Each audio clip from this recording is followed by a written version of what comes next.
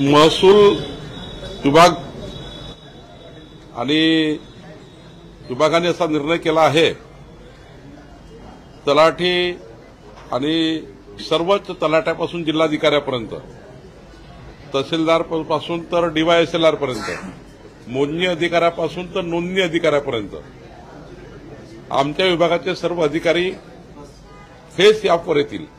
म्हणजे ज्या ठिकाणी त्यांची नोकरी आहे, एखाद्या तलाठ्याची नोकरी ज्या गावात आहे त्या गावात जाऊनच त्याला फेस ॲपवर आपली प्रेझेंटी लावावी लागेल. आपलं त्या ठिकाणी फेस ॲपवर जाऊनच त्या ठिकाणी तो प्रेझेंटी लागली तरच त्या ठिकाणी त्यांचा पगार निघेल, अन्यथा ऑगस्टचा पगार निघणार नाही. फेस ॲप हे कंपल्सरी आहे. फेस ॲपवर जर आपण जसं फिंगर आपले या ठिकाणी अनेक ठिकाणी आपण जे प्रयोग केलेले यापूर्वी